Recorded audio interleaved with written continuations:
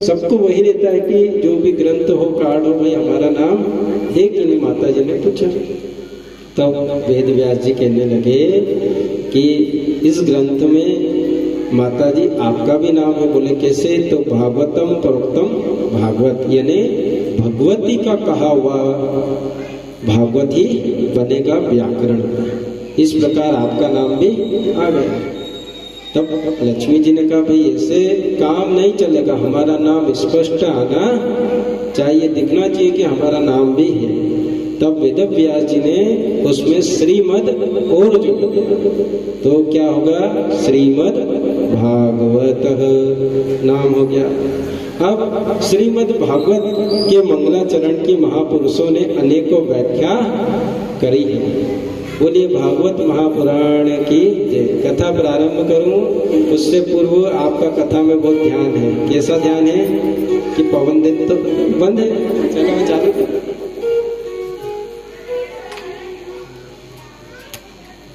ये होता है ध्यान। जब प्रभु की हम महिमा सुनते हैं तो न भूख लगे न प्यास, गर्मी लग रही पर ध्यान नहीं गया। बहुत बहुत आपका साधुवाद है। तो श्रीमद् भागवत के मंगलाचरण की महापुरुषों ने अनेकों व्याख्या की है। श्रीधर स्वामी पाद जो मुख्य टीकाकरणों में जाने जाते हैं, उनके अनुसार जो मूल अर्थ है, जन्मध्यः यत् अस्यः विश्वः यतोः यस्माद् जन्म स्थितिः भंगा भवन्ति। इस विश्व की जिससे उत्पत्ति हुई है, ये संसार जिससे बना है, किनसे बना? नारायण से। जो पालन करता है, पालन को श्री हरि नारायण। और अंत में जिसमें यह लीन होने जाता है, उस परम सत्य का हम ध्यान करते हैं, उस नारायण का हम ध्यान करते हैं। इस प्रकार ध्यान किया है। श्रीमद् भागवत मुक्तिदान की सीधी गर्जना करती है कि भाई आप सुनेंगे तो निश्चित आपकी मुक्ति होगी, क्योंकि मुक्तिदान करने वाला यह ग्रंथ है। इसमें 18,000 श्लोक और 335 अध्याय है। कितने हैं माता जी? 335। अब 335 7 दिन में तो हम श्रवण नहीं कर सकते। और मान लीजिए आपकी इच्छा है मैं सुबह से शाम तक आपको सुना जाऊं, तो आप क्या होंगे? उस ज्ञान से भी आगा जाओगे। कैसे आगा जाओगे? कि एक छोटा सा उदाहरण हम समझे कि किसी गांव, किसी नगर में एक महात्मा आए कि मैं आपको कथा सुनाऊंगा। सबने कहा ठीक है, महात्मा आए हैं, हम कथा श्रवण करेंगे। मान लीजिए अपने कॉलोनी में आए। अब पता चला कि वहाँ कुछ दूसरी कॉलोनी में मेला लगा है या दूसरे गांव में मेला लगा है, तो यहाँ से सभी लोग मेला देखने चले गए। अब मेरे जैसे ब्राह्मण थे और सामने एक बाबूजी जैसे बैठे थे, तो बोले अब आप एक ही श्रोता हो, मैं एक को क्या सुनाऊं? बोले आप क्यों नहीं गए? बोले मेरी जाने की इच्छा नहीं हुई, भाई मैं तो सुनना चाहूँगा। तो मैंने कहा बहुत अच्छी बात है, पर मैं आप अकेले को क्या सुनाऊं? तो बाबूजी भाई बूढ़े बुजुर्गों को अनुभव होता है। उन्होंने कहा महाराज जी एक बात कहूँ, बुरा नहीं मानोगे? तो मैंने कहा ठीक है, ये बताइए एक अश्व, जो अश्व का बल, अश्व जिसमें बांधे जाते हैं, वहाँ पे मान लीजिए 99 घोड़े चले जाए और एक घोड़ा रह जाए, या फिर जैसे 99 गाय चले जाए या 10 गाय, 9 गाय चले जाए, एक रह जाए, तो क्या उसको घास फूला पानी नहीं डालते हैं? क्या नहीं खिलाते हैं? तो बोले खिलाते हैं। यार बात तो तुम्हारी तर्क वाली और अच्छी है। बोले सही बात है, तो ऐसे ही आप मुझे सुनाइए। अब महाराज जी उनको कथा सुनाने लगे। तो कथा का क्या होता है? एक आकार, एक बड़ा विस्तार से और छोटे से रूप में भी कथा सुनाई जाती है। सत्यनारायण की कथा 10 मिनट में भी सुना दो या 1.25 घंटे में भी सुना दो। अब महाराज जी सुनाने लगे तो बाबूजी थे आराम से बैठे, पहले तो सुनने लगे, हाँ हाँ कहने लगे। फिर बाबूजी ने सोचा बैठे बैठे पाँव लंबे कर दूं, तो महाराज जी की तरफ पाँव लंबे करके बैठ गए। फिर धीरे धीरे बाबूजी लेट गए। फिर महाराज जी ने कथा समाप्त करी। बोला बाबूजी आनंद आया कि नहीं आपको कथा श्रवण करी? तो बाबूजी कहने लगे, महाराज जी मैंने ये थोड़ी कहा था कि जो 9 गाय बाहर चरने गई है उसका भी पूला मुझे ही डाल दो। भाई वो आती जब उनको, मुझे तो थोड़ा सा प्रसादी रूप में सुना देना था, इतना विस्तार आपने क्यों किया? तो भाई इधर भी गत नहीं है। तो ऐसे ही इसमें कितने हैं? 335 अध्याय है और 12 स्कंद है। तो श्रीमद् भागवत का शुभारंभ ब्रह्म सूत्र से किया। क्यों किया? क्योंकि वेदों का यह क्या है? भाष्य है। भाष्य ने भाषा। इसमें मंगलाचरण में किसका ध्यान किया है? तो बताया, यदि हम श्री कृष्ण का वाङ्मय स्वरूप है यह भागवत, तो कहना चाहिए, क्या कहना चाहिए कि श्री कृष्णाय धीमहि, पर नाम नहीं लिया कृष्ण भगवान का भागवत में। मतलब जब प्रारंभ ही बतलाया आया ना, ओम सच्चिदानंद रूपाय विश्वोपत्यादि हेतु, प्रथम श्लोक में भगवान का नाम है कृष्ण जी का, नहीं सत्य कहकर उनको पुकारा है। क्या? ओम सच्चिदानंद रूपाय विश्वोपत्यादि हेतु। श्रीमद् भागवत में भगवान श्री कृष्ण को ही बार बार सत्य कहकर पुकारा है। गोविंद जब माँ देवकी के गर्भ में आए तो सब देवताओं ने भगवान श्री कृष्ण की स्तुति की, वह भी केवल सत्य से कहकर। किस प्रकार? सत्य व्रतम सत्य परम त्रिसत्यम सत्यस्य योनि निहितम च सत्ये सत्यस्य स्यः सत्यव्रतम सत्य नेत्रम सत्यात्मकम तम शरणम प्रपद्ये। देवताओं ने कहा, भगवान क्या है? आज जन्मा है। आप यहाँ जन्म ले रहे हो, पर किस निमित्त ले रहे हो? लीला करने के माध्यम से। आपका कोई जन्म नहीं होता, ये सत्य बात है। आप अनादि हो, कब से हो हमको भी पता नहीं है। आप भक्तों को आनंद देते हो, दुष्टों का दमन करते हैं, और आप वासुदेव जी के घर प्रकट हो रहे हो नाथ। तो इसमें आपके अपने परिवार में जो दुराचारी है उनको भी परलोक सिधारना पड़ेगा। तो शिशुपाल बुआ का लड़का स्वयं मामा जी को भी उन्होंने कहा कि तुम भी जाओ। तो परिवार में कोई ऐसा कर सकता है? नहीं। इसलिए सत्य कहकर पुकारा है कि आपने जन्म लिया तो ये ना सोचेगा कि ये हमारे परिवार जन है, कि ये हमारे बंधु जन है। अब आप कहेंगे कि वासुदेव जी के घर में जन्म लिया, तो भागवत ने बतलाया है कि ईंट पत्थर के घर को घर नहीं कहा है। घर किसको कहा गया है? माता देवकी के गर्भ में जन्म लिया है, उस गर्भ को भी घर कहा जाता है, क्योंकि पहला घर तो वही है जब शिशु माता के गर्भ में रहता है। सभी ऋषियों ने पूछा, सूत जी श्रीमद् भागवत का विषय क्या है और सुनने का पात्र कौन है और सुनने से लाभ क्या है? भाई लाभ की तरफ ही व्यक्ति दौड़ता है। तो भागवत का विषय है, इसमें निष्कपट परम धर्म का निरूपण किया है। परम धर्म क्या है हमारा? तो जिसके भीतर से मत्सर निकल गया हो, यानी किसी को नित्य देखकर हमारे मन में क्या हो कि ईर्षा ना हो, वही कथा सुनने का अधिकारी होता है, यह बतलाया गया है। तो बोलिए भागवत महापुराण की जय। अच्छा, कल से थोड़े आज आ रहे हैं आपको समझ में कथा आने।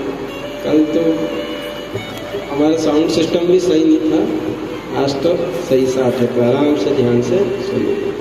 तो बतलाया गया है जिसके अंदर से मत्सर निकल गया हो, कि इसका वैभव मान बढ़ाई देखकर उसके मन में जलन ना हो, वही व्यक्ति कथा सुनने का अधिकारी है, वही पात्र है। होता क्या है, प्रायः लोग अपने दुख से दुखी जितने नहीं है जितने पड़ोसी के सुख से दुखी है। चलिए वो बात छोड़िए कि उसका बच्चा बच्ची पढ़ाई कर रहे कि अच्छी नौकरी लग गई, अरे आपके यहाँ की लाइट चले जाएगी, पड़ोसी की नहीं जाएगी, उससे आप दुखी हो जाओगे। बोले आंधी तूफान चलिए, हमारे यहाँ की गई, इनको के यहाँ की नहीं गई, इनके यहाँ की भी जानी चाहिए थी, जैसे अभी कल पानी गिरा आदि गिरा, तो व्यक्ति उसमें ही दुखी हो जाता है।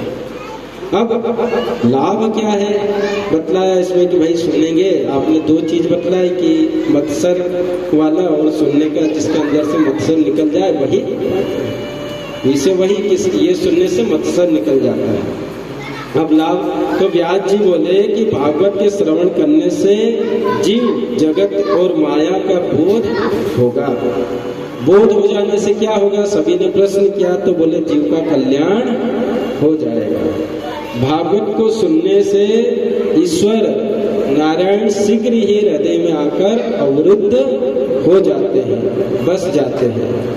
अवरुद्ध से अभिप्राय है कि भगवान आने के बाद भागना भी चाहे तो भाग नहीं सकते, अवरुद्ध हो जाते हैं। जैसे हम कथा में विराजमान हैं, आप आए हैं, किसी का मन हुआ तो सुनी, ये तो 10 मिनट बाद निकल गए, चले गए। पर अवरुद्ध क्या है, आप आए, वहाँ बाहर ताला लगा दिया, फिर जब तक ताला खुलेगा नहीं आप जा नहीं सकते। आप कहेंगे भाई हमको तो नियम पता नहीं था, हम आ गए 5-10 मिनट पर, अब तो अवरुद्ध हो गए। अब आप विराजमान नहीं कहलाओगे कि विराजमान क्या है, आया और चले गया, अब तो अवरुद्ध हो जाते हैं। तो कहा कितने दिन बाद हरि हृदय में आते हैं, तो बोले कितने दिन की बात छोड़ो, सुनते ही और सुनने की इच्छा करने मात्र से ही भगवान हृदय में प्रवेश कर जाते हैं। सुनना तो यहाँ के बैठना, पर घर से ही विचार बनाया कि हमें कथा श्रवण करनी, उसी क्षण भगवान हमें हृदय में आकर विराजमान हो जाता है। तो वेदों का नाम है निगम, और वो वेद है साक्षात कल्प वृक्ष। उस कल्प वृक्ष का ये पका हुआ फल है जिसका नाम है श्रीमद् भागवत। कल हमने श्रवण किया, वृक्ष, वृक्ष में से क्या निकला, फल। तो वेद क्या है, वृक्ष है, कल्प वृक्ष, और उसका पका हुआ फल यह आम है, जिसमें सुखदेव जी ने मुख मारा। तो वेद रूपी वृक्ष से भागवत रूपी रसीला फल टपका गिरा।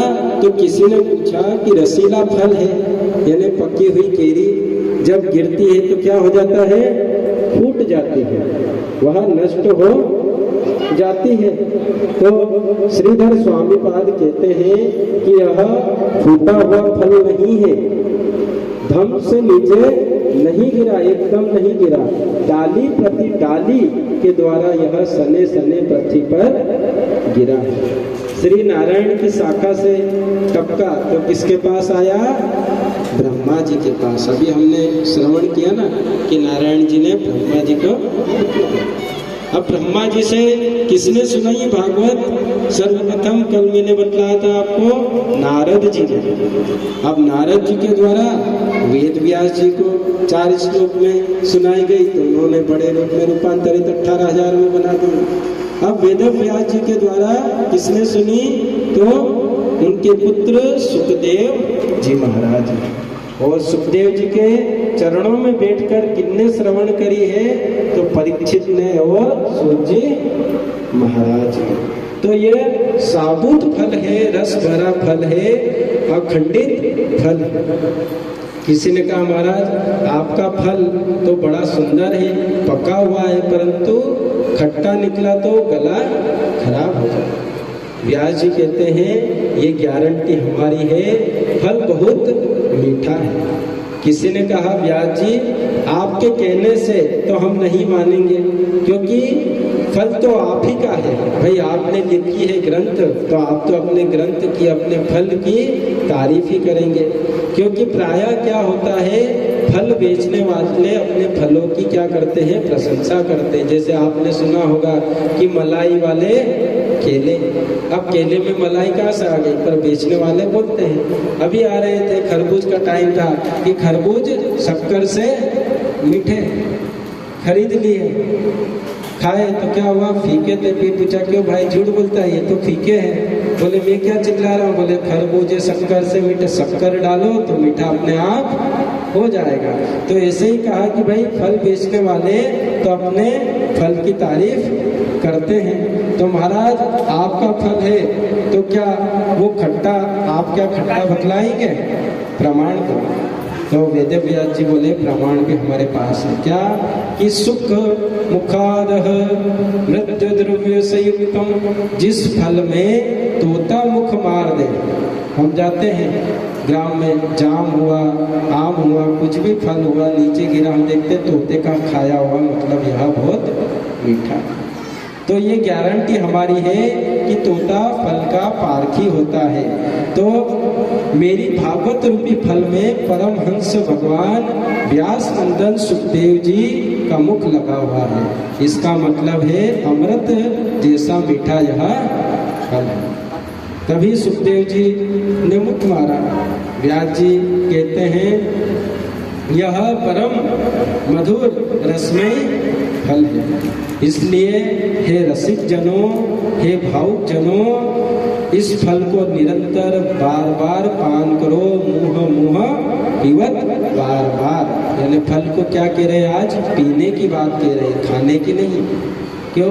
एक जिज्ञासु ने पूछा, जय हो व्यास जी महाराज, फल भी कहीं पिया जाता है? फल तो खाया जाता है या चूसा जाता है, पीने वाला तो कोई फल नहीं होता।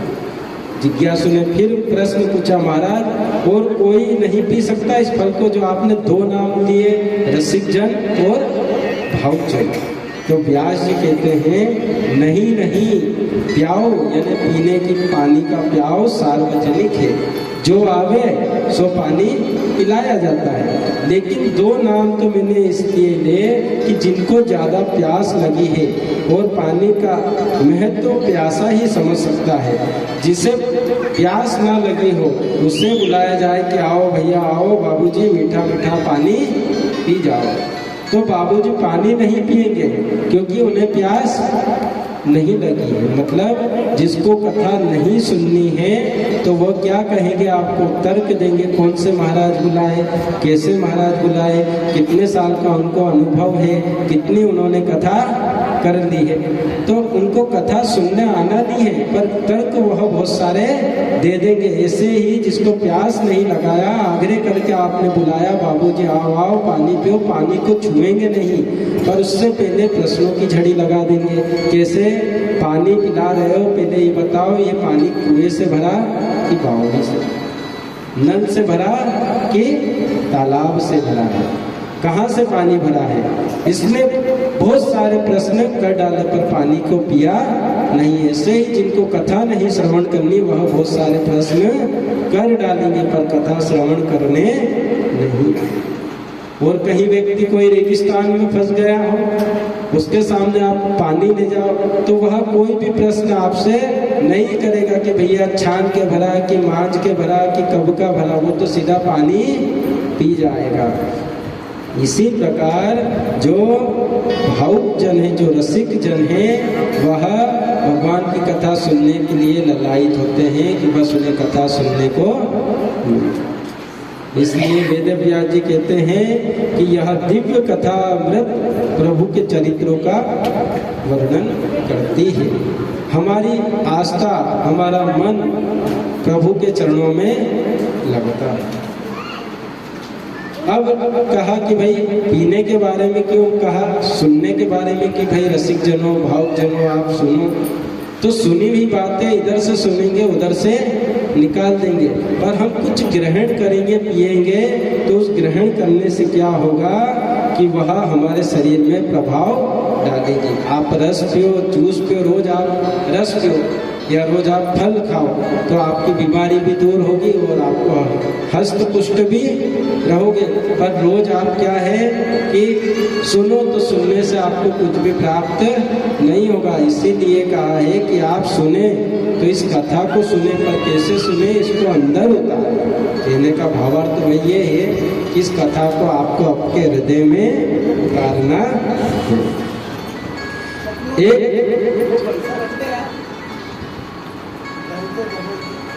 अब यह कथा नेमिसारण की पावन भूमि में सूत जी महाराज सोनक ऋषि को कथा रसपान करा रहे हैं। तो जितने ऋषि थे उन्होंने 6 प्रश्न पूछे सूत जी महाराज से। क्या कि महाराज कृपा करके बतलाइए, घोर कलयुग आ चुका है, कलयुग में अल्प बुद्धि प्राणी अपना कल्याण कैसे करेंगे, उनके कल्याण का कोई सरलतम साधन बताओ। धर्म शास्त्र हमारे बहुत है, कितने सारे, 4 वेद है, 6 शास्त्र है, 108 उपनिषद है हमारे पास। धर्म शास्त्र बहुत है, इतना समय पढ़ने का नहीं और समझने का नहीं है, इसलिए सभी शास्त्रों का सार क्या है वो हमें समझा। भगवान सर्वशक्तिमान है, सब कुछ करने में सामर्थ्यवान है, तो बार बार अवतार क्यों लेते हैं? क्योंकि जिनके संकल्प मात्र से ये सृष्टि बनती है और संकल्प मात्र से ही नष्ट हो जाती है। मतलब विचार किया बन गई, विचार किया और नष्ट हो गई। जब विचार करने से बन जाती है, नष्ट हो जाती है, तो दुष्टों को नाश करने के लिए वो अवतार क्यों लेते हैं?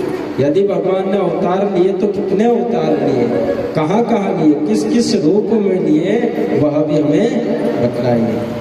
और जो अवतार लिए उन अवतारों में क्या क्या कार्य किए हैं, कैसे कैसे कार्य किए, वह भी चरित्र व लीला भी हमें विस्तार से सुनाएंगे। और छठा प्रश्न कहा कि जब लीला समाप्त करके प्रभु अपने परम धाम को जाते हैं तो यह धर्म किसकी शरण में जाता है, कृपा करके हमें बतलाइए। इन प्रश्नों को सुनकर सूत जी महाराज बोले, हे ऋषियों, लोक मंगल की भावना से तुम्हारे प्रश्न बहुत उत्तम है। लोक यानी हमारे लोगों के लिए। पहले मैं अपने गुरुदेव का ध्यान कर लूं, फिर तुम्हारे प्रश्नों का उत्तर देता हूँ। सुखदेव जी का जब जन्म हुआ, आज उनका ध्यान कर रहे हैं कि हमारे गुरुदेव जो सुखदेव महाराज हैं उनका जन्म हुआ, तो पिताजी पुत्र पुत्र कहकर पुकारने लगे, उनके पीछे पीछे वन की ओर जाने लगे। तो परमात्मा जिन्हें दर्शन देने, आशीर्वाद देने, सुखदेव जी को आशीर्वाद देने माता के गर्भ में गए और कहा कि तुम माता के गर्भ से बाहर आओ, तुम्हें मेरी माया कभी विचलित नहीं करेगी। कैसे? मान लीजिए हमको जाना है, आपको कहीं तीर्थ जाना है, तो तीर्थ जाने से पहले आप विचार करेंगे कि हम जाएंगे तो बच्चों को कौन रखेगा, यहाँ पे कैसे का क्या चलेगा, भैया इनका जाए कि नहीं जाए, तो बहुत सारे विचार जाने से पूर्व ही हमारे मन में आते हैं। और वहाँ से फोन लगा के हम पूछते हैं कि भाई तुम ठीक ठाक तो हो, ध्यान रखना, बच्चों का ध्यान रखना, कहीं बाहर ना जाए। हम रहे ना रहे पर दुनिया चलती रहेगी। तो ये ज्ञान सुखदेव जी महाराज पिताजी बुला रहे पर सुखदेव जी पीछे मुड़कर नहीं देखा। तभी माता के गर्भ से वो बाहर आए और भगवान ने कहा मेरी माया तुम्हें कभी भी विचलित नहीं करेगी। तो सुखदेव जी महाराज का उन्होंने ध्यान किया। गुरुर् ब्रह्मा गुरुर् विष्णु गुरुर्देव महेश्वरा गुरुर् साक्षात परब्रह्म तस्मै श्री गुरुवे नमः। बोलिए सुखदेव जी भगवान की। अच्छा, अमरनाथ कौन गए? अमरनाथ में पक्षी है, कौन से पक्षी है?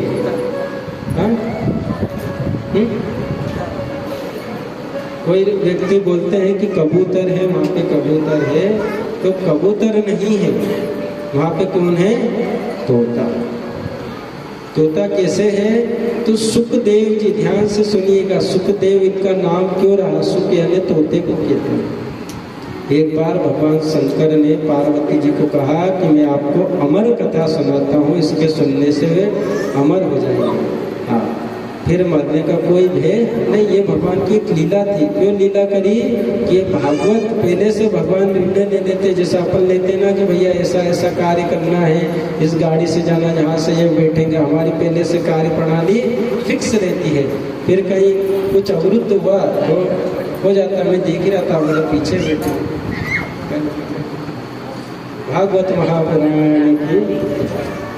तो सुखदेव जी आज भगवान शंकर पार्वती जी को कथा सुना रहे हैं। कहा भाई ओम ओम बोलना। जैसे कुछ व्यक्ति कथा में हुंकारा की जगह ओम बोलते हैं, ओम ओम। अब पार्वती जी सो गई, उधर ही एक अंडा रखा था जिसमें तोते का उसमें बच्चा था।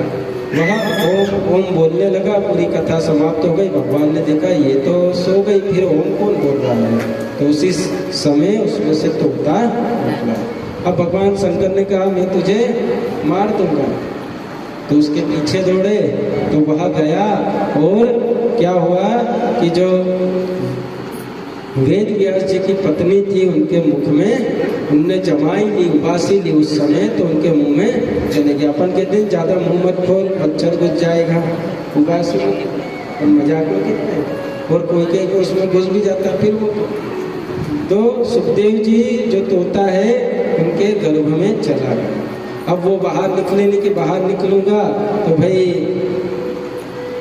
माया मुझे घेर लेगी। और भगवान शंकर तब रास्ते में नारद जी मिले, बहुत सुंदर कथा है, बोले आपने अमर कथा सुनाई, तो अब भाई आप उनको कैसे मार सकते हो? तो अमर हो गए, भगवान शंकर भी चले गए, राम नाम की माला। तो वही तोता सुखदेव जी भगवान बने। बोलिए सुखदेव जी भगवान की। सुखदेव जी विशुद्ध महात्मा है।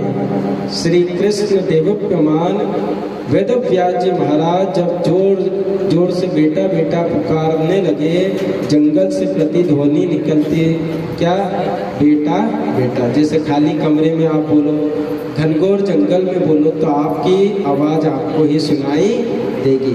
मानो वृक्ष भी व्यास जी को कुछ संकेत दे रहे हैं कि व्यास जी हमें देखो, हम भी अपने पुत्र यानी फलों को लोक कल्याण के लिए, समाज के लिए समर्पित कर देते हैं, तो क्या तुम एक बेटे को लोगों की कल्याण के लिए समर्पित नहीं कर सकते हो? तो ऐसे व्यास पुत्र श्री सुखदेव जी के चरणों में हम बारंबार प्रणाम करते हैं और भगवान नर नारायण तथा माँ भगवती सरस्वती व्यास जी के चरणों को प्रणाम करते हैं। नारायण नमस्कृतम नर चैव नरोत्तमः देवी सरस्वती व्यासम ततो जय मुदि प्रत्यय।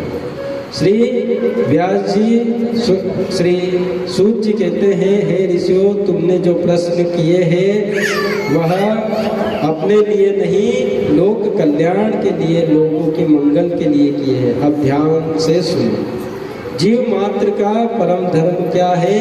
तो प्राणी मात्र का परम धर्म एक ही है, भगवान के चरणों में प्रेम करना। परंतु भगवान से प्रेम कैसा हो? भगवान से प्रेम तो हम सब करते हैं, परंतु कब करते हैं? जब कोई काम पड़ता है। भक्ति निष्काम निष्कपट होनी चाहिए। भक्ति में कोई कामना नहीं होनी चाहिए। जैसे अभी हमने पढ़ा ना, जहि विधि नाथ होय हित मोरा, जिसमें हमारा हित हो नाथ वही कार्य कराते रहना। तो निष्काम होनी चाहिए, कोई कामना भक्ति में नहीं होगा। हम क्या करते हैं? आपत्ति आती है, विपत्ति आती है, कोई गाड़ी से गिर गया है तो हनुमान जी को चोला चढ़ाएगा, तब हमको भगवान की याद आएगी। काम नहीं बन रहा है तो हम झाड़ू पोछा सेवा करेंगे, घर पे भी देखेंगे कि क्या पता काम इसीलिए नहीं बन रहे कि हमारे घर में जो भगवान का स्थान है यहाँ पर बहुत जाले लग गए, कि धूल लग गई, कि नीचे की साफ सफाई नहीं। जब विपदा आती है तभी हम परमात्मा को याद करने लगते हैं। प्रतिक्षण स्वाभाविक भगवान से प्रीति होना चाहिए, हर समय भगवान को याद करना चाहिए। कुछ नहीं तो जैसे हमारे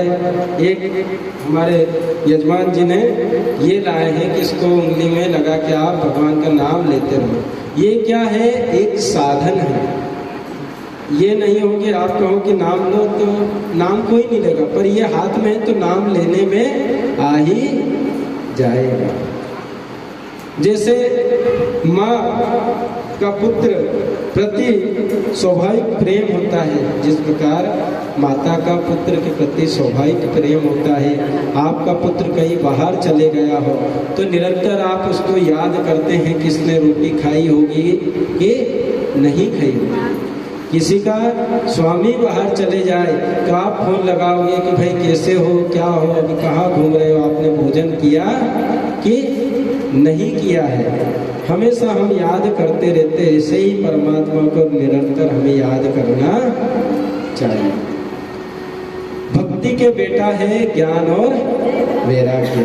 जब भगवान में भक्ति सुदृढ़ हो जाएगी तो भगवान के स्वरूप का ज्ञान अपने आप हो जाएगा।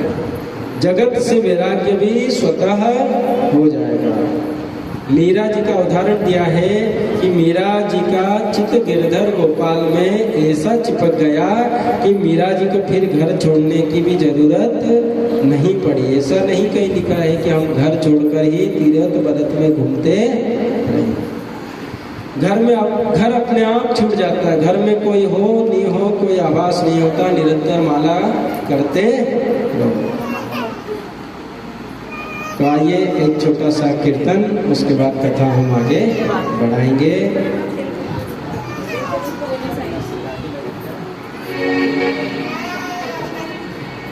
ऐसी लागी लगन मीरा हो गई मगन, ऐसी लागी लगन मीरा हो गई मगन, वो तो गली गली हरि गुण गाने लगी। मीरा हो गई मगन, ऐसी लागी लगन मीरा हो गई मगन, वो तो गली गली हरि गुण गाने लगी। ऐसी लागी लगन मीरा हो गई मगन।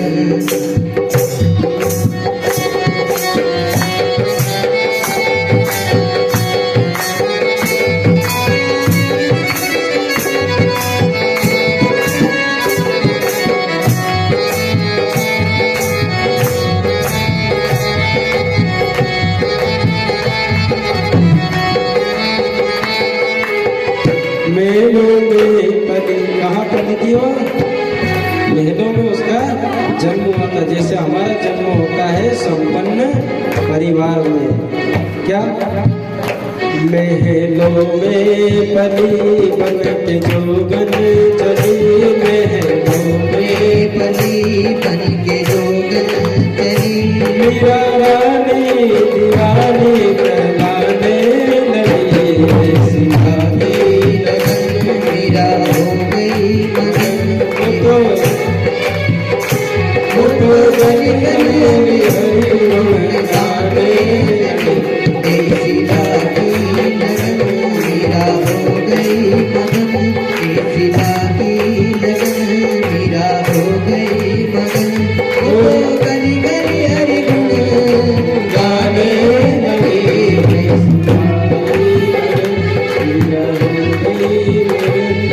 कोई रोके नहीं, कोई टोके नहीं, मीरा गोविंद गोपाल गाने लगी। गोविंद गोपाल गाने लगी। बैठी संतों के संग रंगी मोहन के रंग में, संतों के संग मोहन के रंग, मीरा देवी प्रीतम को मनाने लगी। मीरा देवी प्रीतम को मनाने लगी। वो तो गली गली हरि गुण गाने लगी। ऐसी लागी लगन मीरा हो गई मगन,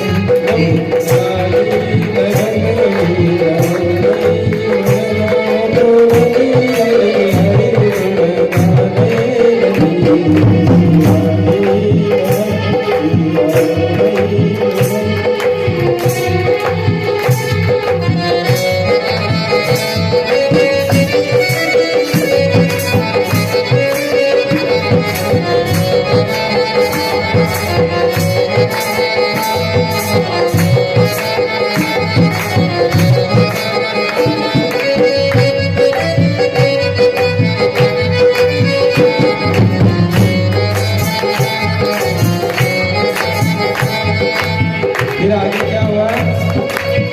राणा ने विष दिया। कैसा विष दिया? जैसा हम ये पूजा करने आते हैं तो बहुत सारे कहते हैं कि देखो ये चल पड़ी। घर परिवार में शादी विवाह में जब आप गणेश पूजन होती है, माता पूजन होती है, आगे रह के सुर पाड़ेंगे तो देखो ये भक्तन है कैसे सुर पाड़ी रही। तो ताने भी विष के समान ही लिखा कि राणा ने विष दिया मानो अमृत पिया,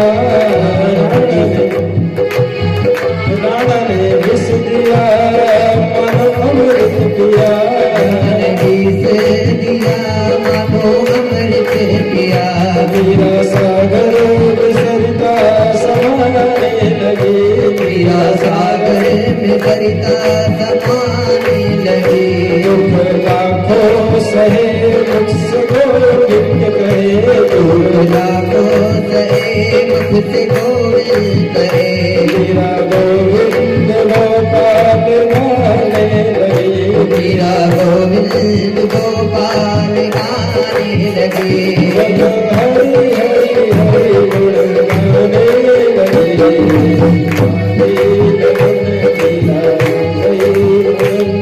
सीता की लगन मीरा हो गई मगन, सीता की लगन मीरा हो गई मगन, गली गली हरि गुण गाने लगे, सीता की लगन मीरा हो गई मगन, सीता की लगन मीरा हो गई मगन।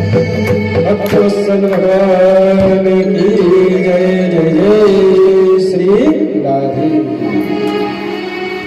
हर कीर्तन में आप जरा गहराई से देखें तो अभी के निमित्त सारी बातें लिखी है। राणा ने विष दिया, जैसे हमने बताया बात हमको सुननी पड़ेगी, पर वो विष अमृत मान लो कि कह रही है तो मतलब कि देखो अपन को ही कहा, किसी और को तो भक्तन। संसार में जो आपकी आसक्ति है वह अपने आप छूट जाएगी। कब? जब भगवत प्रेम जग जाएगा।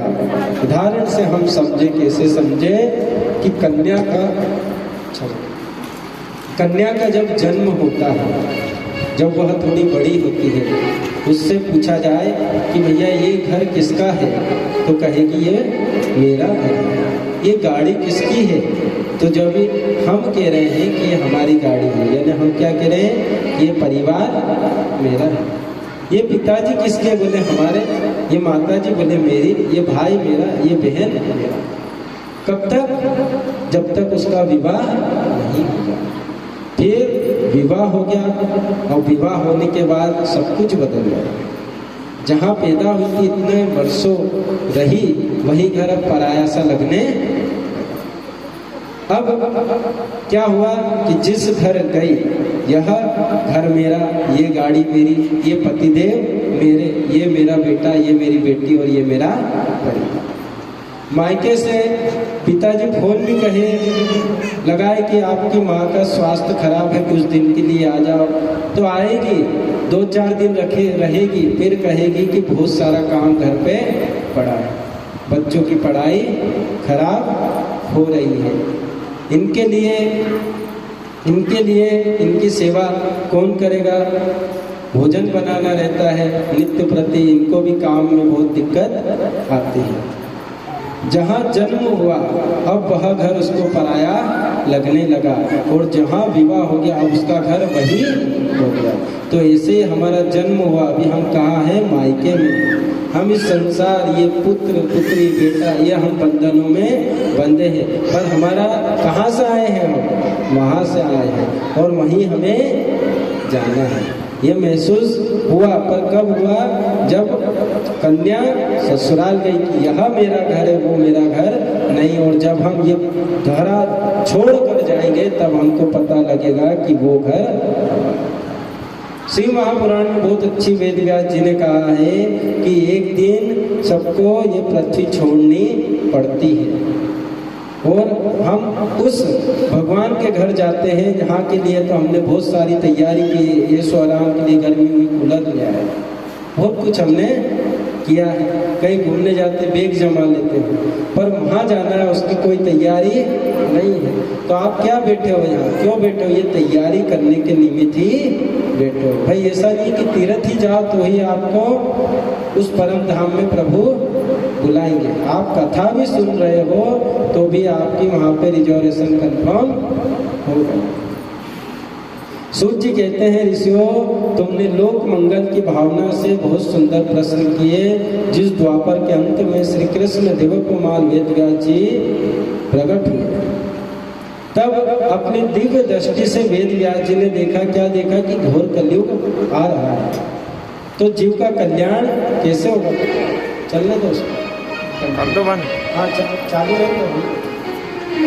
तो दिव्य दृष्टि से देखा कि भाई घोर कलयुग आ रहा है, तो जीवों का कल्याण कैसे होगा। कलयुग के लोगों की बुद्धि मंद और भाग्य भी बहुत मंद हो गए। इसलिए वेद व्यास जी ने उन सब का ध्यान रखते हुए, पहले वेद कितने थे, एक वेद था, एक वेद के 4 भाग किए, ऋग्वेद, यजुर्वेद, सामवेद और अर्थवेद।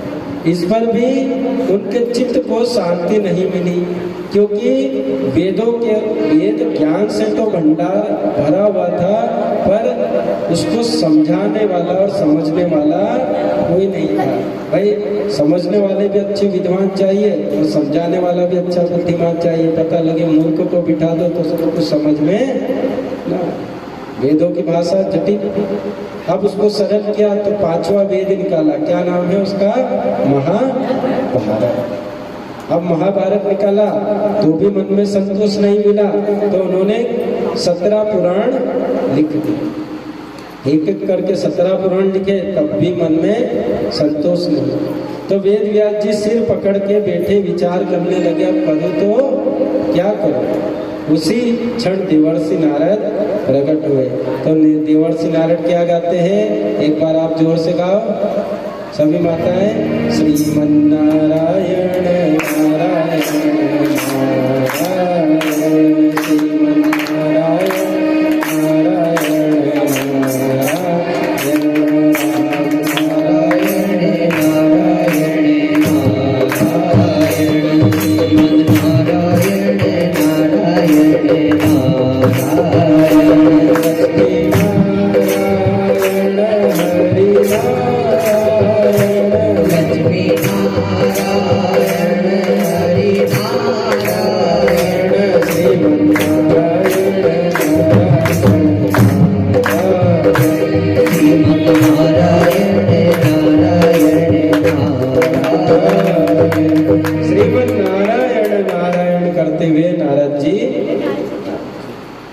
नारद जी ने व्यास जी को देखा तो टोका, अरे पारेसर जी, क्या नाम है वेद व्यास जी को पारेसर जी भी कहते हैं।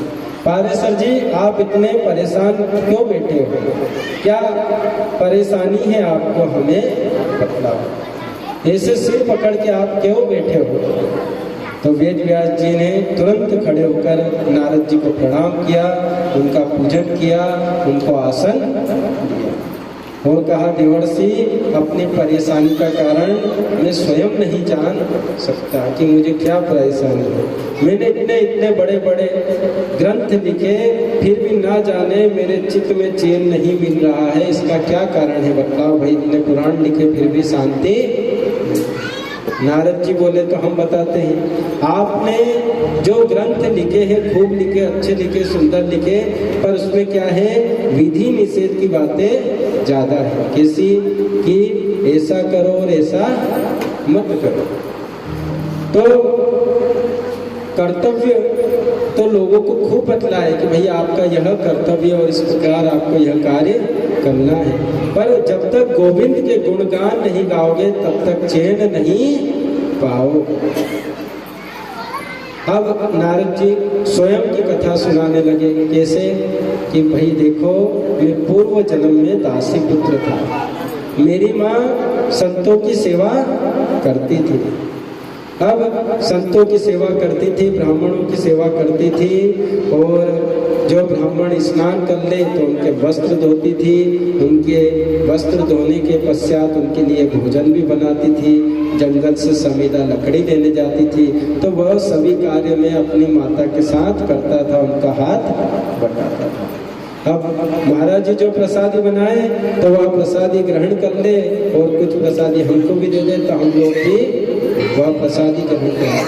महात्मा लोग कीर्तन करते और नृत्य करते तो मैं भी उनके साथ नृत्य करता, कीर्तन करता। महात्मा लोग कथा सुनाते तो मैं ध्यान से वह कथा सुनता। चतुर्मास में परमात्मा के भजन में उन साधु संतों के साथ किस प्रकार मैं रम गया मुझे पता भी न चला। चतुर्मास जब पूर्ण हुए और महात्मा जाने लगे तो मैं भी उनके पीछे पीछे जाने लगा। तो महात्मा जी ने टोका, ये बच्चे तू हमारे साथ कहाँ आ रहा है? बोले मैं भी आपके साथ चलूंगा।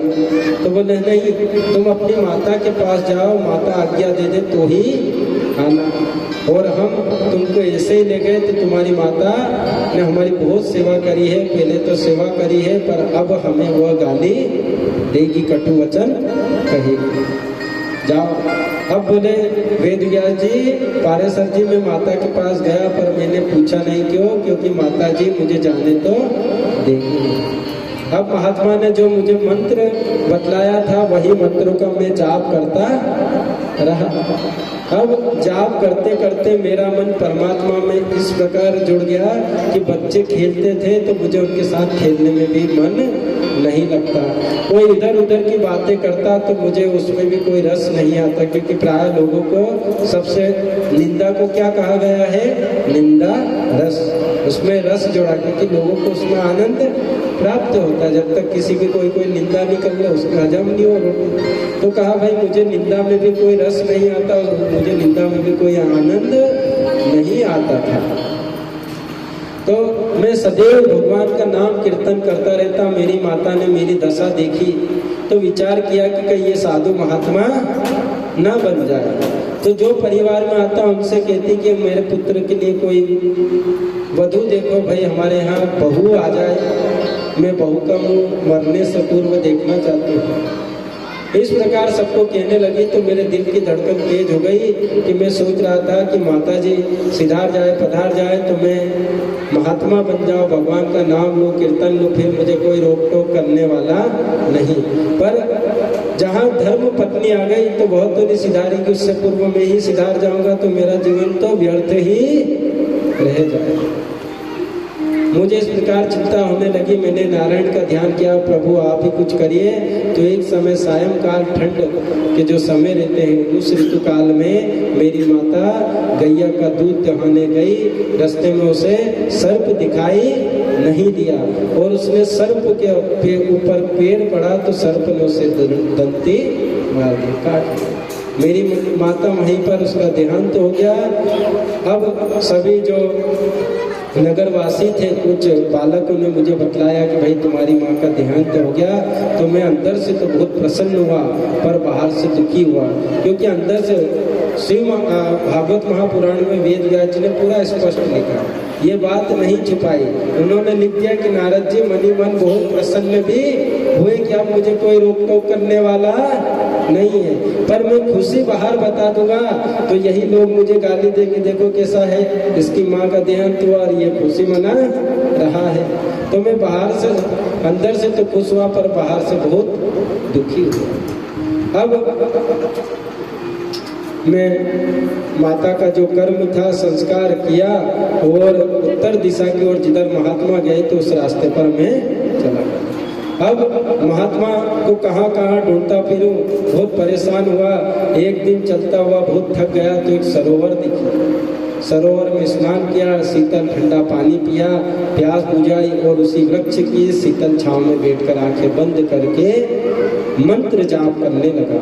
भजन करते करते धीरे धीरे भगवान की सांवली सलोनी सूरत मेरे हृदय में प्रकट हो गई। तो आप सब बैठी हो ध्यान से, आप शाम को कल या सुबह एक बार विचार करना कि हम महाकालेश्वर भगवान के मंदिर में हैं और उनकी शिवलिंग अपनी आंखों के सामने केंद्रित करना, ध्यान करना। वो कुछ क्षण रहेगी, उसके बाद वह हट जाएगी। पूरा आप सोचिए कि जितनी टाइम हमने ध्यान किया वो छवि हमारे सामने रहे तो वो छवि सामने नहीं रहती, आपका ध्यान इधर उधर चले ही जाएगा। तो ऐसे ही भगवान की सावली सलोनी सूरत मेरे हृदय में प्रकट हुई। मैंने ध्यान में भगवान की सुंदर छवि देखी, उनकी आभा प्रभा शोभा का दर्शन किया। फिर मुझे क्या लगा कि मैं तो सफल हो गया, मुझे सिद्धि प्राप्त हो गई। देखो नारायण साक्षात मेरे सामने ध्यान में आ रहे हैं। अब जैसे ही मुझे आनंद हुआ और मुझे सिद्धि का आभास हुआ तो मेरे आनंद का ठिकाना नहीं रहा और अगले ही क्षण वह छवि गायब हो गई। जैसे मैंने आपको बताया, ध्यान करो तो छवि कुछ समय बाद गायब हो जाए। फिर मैंने दोबारा आसन लगाया, फिर भजन किया, ध्यान किया, लाख कोशिश की, पर कुछ भी मुझे दिखाई नहीं। तो मैं बहुत रोने लगा। अचानक प्रभु की वाणी मेरे कान में सुनाई। आकाशवाणी ने कहा कि अभी तुम परिपक्व योगी नहीं हुए, अभी कच्चे हो। परिपक्व सच्चे योगी बन जाओगे तभी तुम्हें मेरा दिव्य दर्शन प्राप्त होगा। इसी प्रकार साधना करते हो। तो मैं बोला क्या कि महाराज जब मैं परिपक्व नहीं हुआ तो आप मुझे दर्शन देने क्यों आए?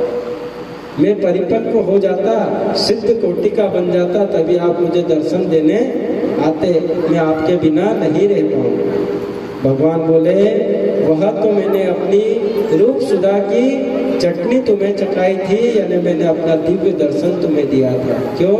क्योंकि तू बालक है और विरक्त हो गया है कि कहीं बाबाओं ने ऐसे ही तो पहला फुसला नहीं दिया। भगवान होते भी है कि नहीं होते। जिसकी कामना पूर्ण होती रहे तो उसके लिए भगवान है, और जिसकी कामना पूर्ण नहीं होती जाए तो उसके लिए भगवान नहीं।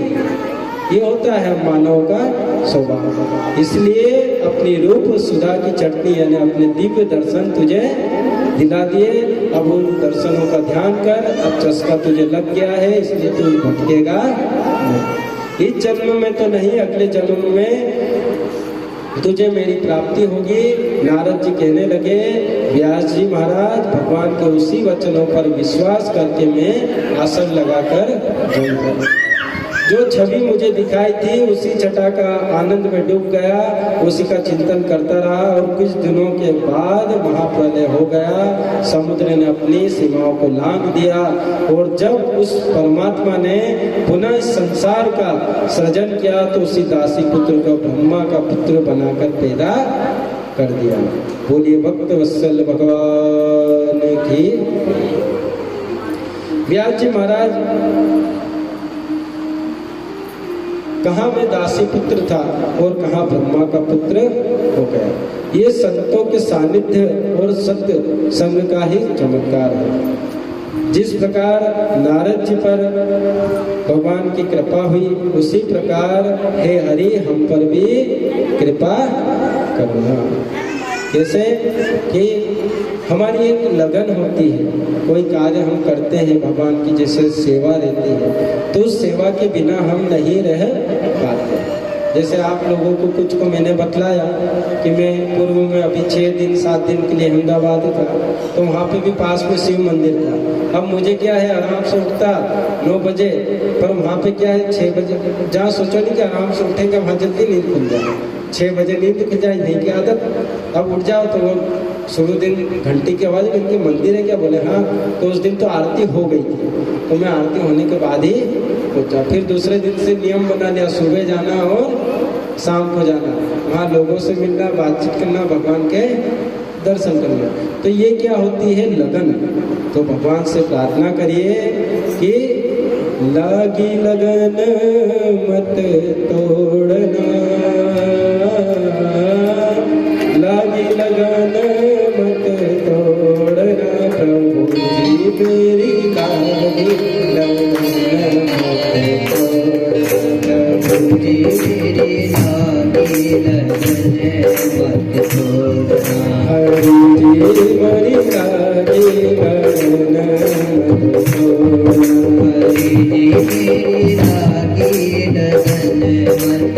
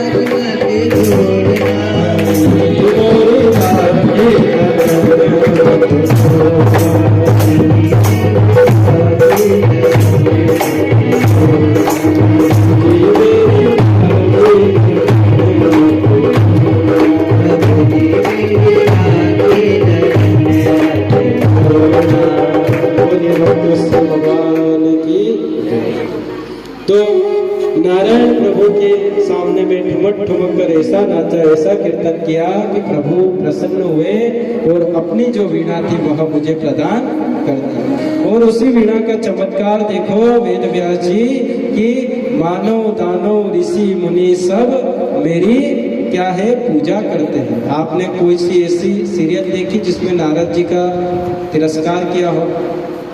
राक्षसों ने नहीं, नारद जी जाएंगे तो राक्षस उनको प्रणाम करेंगे। व्यास जी इसलिए आपसे निवेदन है आप भी गोविंद के गुणगान गाया करें, फिर देखो आपको कितना आनंद आता है। ऐसा कहकर 4 श्लोक नारद जी ने प्रदान किए और अंतर्ध्यान हो गए। भगवान वेद व्यास जी ने तुरंत अपनी कमी को जाना कि अभी मैं वक्ता बनकर सोच रहा था कि मैं बोल रहा हूँ, मैं लिख रहा हूँ, अब मैं वही लिखूंगा जो ठाकुर जी लिखवाएंगे। तुरंत सरस्वती नदी में स्नान किया, आश्रम में ध्यान किया, ध्यान मग्न हुए, हृदय में भागवत की भागीरथी प्रकट हुई, मन प्रसन्न हुआ, गोविंद के गुणगान गाने लगे। व्यास जी गाते रहे और लिखते कौन रहे? किन्होंने लिखी है भागवत? भागवत महापुराण गाई है वेद व्यास जी ने, पर लिखी किसने है? गणेश जी। अपना एक दांत तोड़ के गणपति जी ने भागवत को लिखा है। क्या भागवत जी को गणेश जी ने लिखी है। और इस प्रकार पावन ग्रंथ 18,000 श्लोकों का लिखा है। अब मन में विचार आया कि ये अमृत किसे परोसा जाए। भाई इतनी अच्छी ग्रंथ लिखी है तो ऐसा कौन हो जो इसका प्रचार प्रसार करे? भाई कोई जवान व्यक्ति ही चाहिए, जवान बालक है। अब कोई जवान व्यक्ति ही चाहिए क्योंकि बाहर घूमने का काम तो वही कर सकता है, वयोवृद्ध नहीं। तो फिर कौन ध्यान आए? बोले परमहंस होना चाहिए। तो सुखदेव जी महाराज बोले मेरा पुत्र ही यह कार्य कर सकता है। पर उसे ढूंढूं कहाँ? क्योंकि जन्म होते ही वो तो विरक्त हो गया, चले गया। अब कौन सी गुफा में कहाँ पे वो छुपा होगा, ध्यान कर रहा होगा। तो बोले ऐसा करता हूँ कि जो उनके शिष्य थे उनको 2-4 श्लोक रटा दिए, कहा यत्र यत्र घूमते रहो और ये श्लोकों का गान करते रहो। तो उनके जो शिष्य थे वह जंगल में गुफाओं के पास घूमते रहे और श्लोक का गायन करते रहे। क्या कि वराह पीड़म नटवर वपुः कर्णयो कर्णिकारं बिभ्रदासं कनककपिशं वैजन्ति च मालम्रः रन्ध्रवेणुरदन्तसूयभ्य वन्दे वृन्दरण्यः पश्यः कृति। अब उन्होंने गाया, क्या कहा इस श्लोक के माध्यम से कि मोर मुकुट धारण किए हुए माधव दिव्य पीतांबर ओढ़े हुए बंसी बजाते हुए गैया चराते हुए वृंदावन में प्रवेश पा रहे। अब ये श्लोक जैसे ही सुखदेव जी के कान में पड़ा तो उनकी समाधि खुल गई। वह ऐसे सुंदर मोर मुकुट वंशी वाले हम भी दर्शन करना चाहेंगे।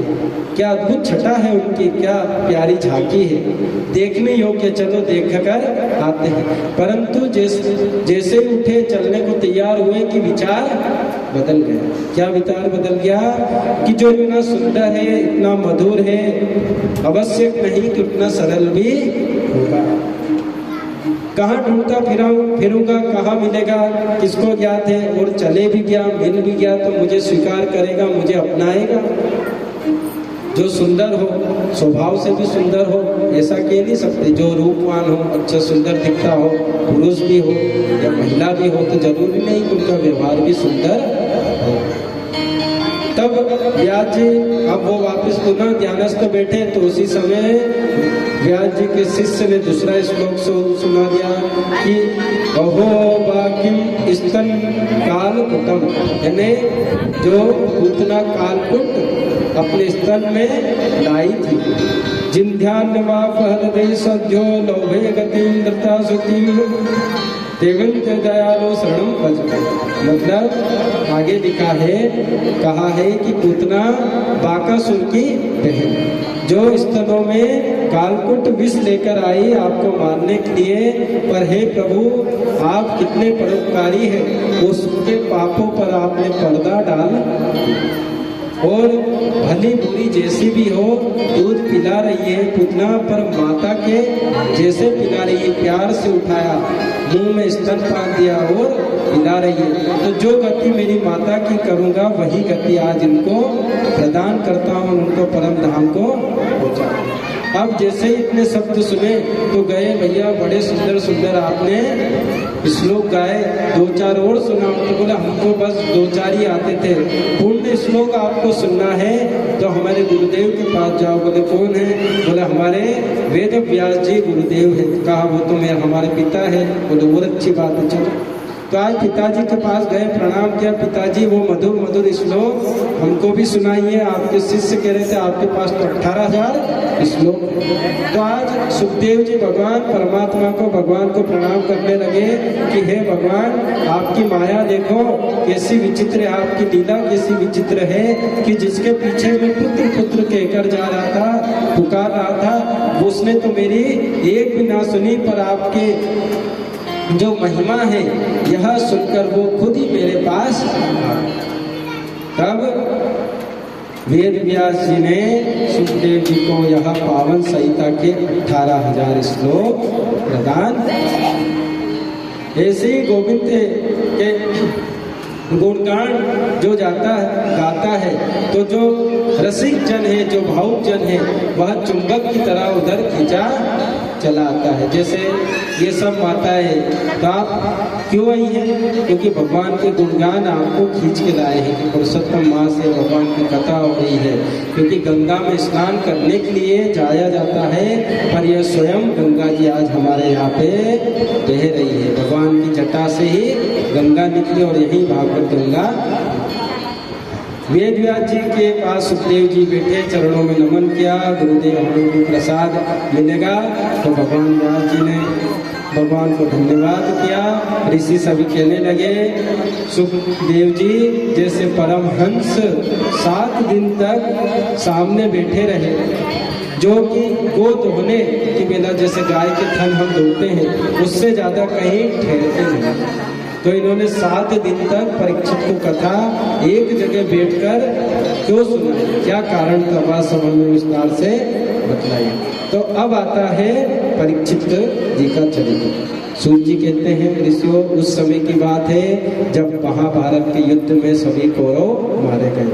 और पांडवों को श्री विजय प्राप्त हुई। युद्ध के अंतिम उसमें भीमसेन की गदा ने दुर्योधन की जंघा को तोड़ दिया और दुर्योधन मूर्छित अवस्था में पड़ा। सभी पांडव अपने शिविर में पहुंचे। उसी समय एकांत में दुर्योधन के पास कौन गया? अश्वत्थामा। उसने कहा तो कहने लगा, क्या देखता हूँ वहाँ पे जाता है पहले कि बहुत सारे कुरुक्षेत्र में शव बिखरे पड़े हुए, पशु जो है हिंसक जीव उनको खा रहे हैं, पक्षी खा रहे हैं, गिद्ध आकाश में घूम रहे हैं। कुछ गिद्ध किनके पास जाते हैं? ये दुर्योधन के पास जाते हैं, मरा हुआ समझ के वो भगाता है। ऐसी बहुत सारी बातें भागवत में। जब ये दशा देखी, दुर्दशा देखी अश्वत्थामा ने, तो कहा मैंने तुम्हारा वैभव देखा, तुम्हारा साम्राज्य देखा, मैं तुम्हारे लिए क्या कर सकता हूँ? मैंने तुम्हारा नमक खाया है, तुम मुझे आदेश करो। तो कहा कि अश्वत्थामा, हम 100 भाई थे, 100 में एक भी नहीं, और शत्रु 5 थे, 5 ही में। उन 5 में से एक भी चला जाए तो मेरे मन को शांति मिलेगी। बोले ठीक है, मैं करता हूँ। अश्वत्थामा ने सोचा भाई क्या किया जाए, क्योंकि अभी तो सामर्थ्यवान है, दिन था उस समय। बोले मैं ऐसा करता हूँ, काग उल्लू न्याय से करता हूँ। जैसे कागों का झुंड पेड़ पर था, उल्लू गया, हमला किया, सभी कागों को भगा दिया। तो बोले रात्रि में जाऊँगा। अब भगवान सभी पांडवों के लेकर के, भाई तुम शिविर में मत सो, चलो हम जश्न मनाएं, उत्सव मनाएं विजय का। तो पांडवों को लेकर भगवान तो चले। अब उनकी जगह द्रौपदी के 5 पुत्र सो गए, जो कि उनके पिता जैसे ही दिखते थे। अश्वत्थामा आया, आक्रमण किया, सभी का शीश काटा। अब सभी का शीश काट कर किनके पास? दुर्योधन के पास ले गया। दुर्योधन से कहने लगा प्रसन्नता पूर्वक, देखो तुम एक की बात कर रहे तो 5 लाया। दुर्योधन को विश्वास नहीं हुआ कि भाई ये इतनी बड़ी सेना के द्वारा एक भी नहीं मरा और ये 5-5 के सिर कैसे लाए? तो बोले ठीक है, मुझे भीम का सिर दो। जैसे उसमें बहुत स्पष्ट लिखा है, भीम का सिर लिया, हाथ में से ऐसा करा तो फूट गया। तो बोले ये पांडव नहीं हो सकते। ध्यान से देखा, फिर कहने लगा कि तूने तो हमारे वंश में पानी देने वाला भी नहीं छोड़ा। क्योंकि हम कहते हैं कि भाई हमारे परिवार में बोलचाल बंद है, पर कोई देव गमन हो जाता है, मान लो जिससे बोलचाल है, तो जब हम तर्पण करते हैं तो उसके नाम का भी पानी दिया जाता है, क्योंकि उसके नाम का ये बोलचाल तो आपको उस तन से हुआ है, उस आत्मा से नहीं हुआ। फिर वो आत्मा वहाँ है और वो आस कर रही हो कि भैया आप ही पानी पिला दो, हम तो प्यासे हैं और हम नहीं देंगे तो फिर क्या होंगे, दुख तकलीफ उठाएंगे। तो बोले तूने एक भी नहीं छोड़ा, कम से कम ये हमें पानी तो पिलाते, हमारा तर्पण तो करते। अब इसी दुख में उसका भी प्राणांत हो गया। अब अश्वत्थामा को लगा कि भाई ये तो पांडव पुत्र है, पांडव मुझे जीवित नहीं छोड़ेंगे। रथ लेकर जाने लगा। अब चित्कार करती हुई जब द्रौपदी ने देखा कि उसके पुत्र के शीश नहीं है, चित्कार कर उठी, विलाप करने लगी। द्रौपदी की दशा देखकर अर्जुन ने गांडी उठा लिया और धनुष उठाकर कहने लगा कि मैं प्रतिज्ञा लेता हूँ, जिसने ये तुम्हारे पुत्र को मारा उनका शीश भी मैं तुम्हारे सामने यहीं पर काट दूंगा। भगवान को साथ लिया, भगवान ने रथ चलाया, आगे अश्वत्थामा जा रहा था, पीछे अर्जुन। बहुत लंबी कथा है कि अश्वत्थामा ने ब्रह्मास्त्र चलाया और अर्जुन ने भगवान की आज्ञा से अर्जुन ने उसको शांत, अश्वत्थामा को पकड़ा और बांध कर रथ में पटक दिया। भगवान ने कहा कि भाई ये आताताई है, इसको मार दो। इसने सोते हुए पर बाण चलाया। बालक, स्त्री, पागल कोई सोता हुआ है तो उसको नहीं मारा जाता, पर इसने सोते हुए। अर्जुन ने कहा कि प्रतिज्ञा ली है, भाई मैं द्रौपदी के सामने ही मारूंगा। तो बोले ठीक है भैया, जैसे तुम्हारी इच्छा। अब द्रौपदी के सामने लाया गया, अब बंधा हुआ था तो द्रौपदी उसके बंधन खोलने लगी।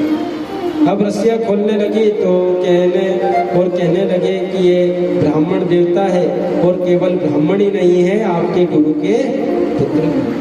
अरे गुरु पुत्र तो गुरु के समान ही बंधनीय होता है और आप इसे बांध कर रखा है, भूल गए। ये गुरुदेव के एहसानों का हम पर बहुत उपकार है। जो परम विद्या उन्होंने किसी को नहीं सिखाई वो स्वयं आपको सिखाई है। जो रहस्य किसी को नहीं बतलाए वो रहस्य बाणों के विद्याओं के आपके बतलाए हैं। गुरुदेव नहीं तो क्या हुआ, गुरुपुत्र है और गुरुपुत्र गुरु के समान ही होता है। इसे बंधनों से मुक्त करो। अश्वत्थामा की रस्सियां खोलने लगे। अर्जुन बोले तुम भूल गई, इसने तुम्हारे एक नहीं 5 पुत्रों को मारा, समाप्त कर दिया। ये इस पर दया नहीं दिखानी चाहिए। द्रौपदी ने कहा इस पर मुझे बिल्कुल भी दया नहीं आ रही है, पर जिस शोक सागर में मैं डूबी हूँ, मैं यही नहीं चाहती कि मेरी तरह कोई और भी डूबे, क्योंकि मेरे साथ तो आप हो, पर ये गुरु माता का एक ही सहारा है, क्योंकि द्रोणाचार्य जी तो चले गए, मैं आपके भरोसे रह लूंगी, पर गुरु माता किसके भरोसे? बोले इसे मुक्त कर देना चाहिए। बहुत सारे द्रौपदी जी ने कहा कि ये वंदनीय है, ब्राह्मण है, कितना ही कहो, पर ब्राह्मण की मृत्यु नहीं की जा सकती। इस प्रकार तर्क दिए तो धर्मराज युधिष्ठिर ने कहा कि द्रौपदी सही कह रही है कि ब्राह्मण कितना भी पापी हो पर उसे मारना नहीं चाहिए। अर्जुन इसे छोड़ दो, पर भीम कहने लगा कि मैं इसे छोड़ने वाला नहीं हूं, तुम भले छोड़ दो। अब अर्जुन भी कहने लगा मैंने भी वचन दिया है, इसके प्राण लेने का अब क्या किया जाए। द्वारकाधीश भगवान खड़े।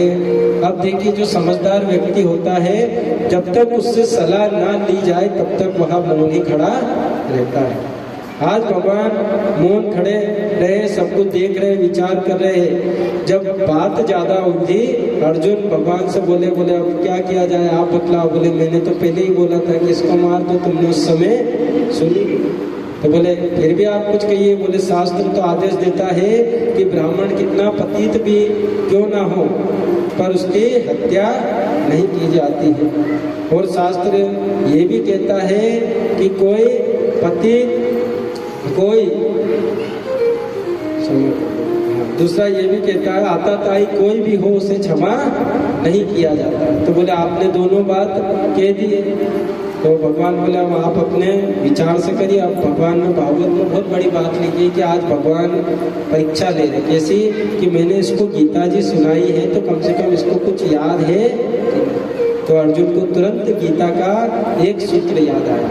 क्या सूत्र आया कि कोई व्यक्ति है, कैसा प्रतिष्ठित व्यक्ति है, अब उस प्रतिष्ठित व्यक्ति को, माननीय व्यक्ति का आप अपमान कर दो तो वह मृत्यु के बराबर ही होता है। तो बोले शरीर का वध नहीं, उसका अपमान कर दो वह भी मृत्यु होती है। तो उसकी मणि निकाल ली, धक्का मारकर शिविर से बाहर कर दिया। अच्छा प्रतिज्ञा ले लिया अश्वत्थामा ने कि भाई अब मैं तुम्हारे पूरे कुल का ही नाश कर।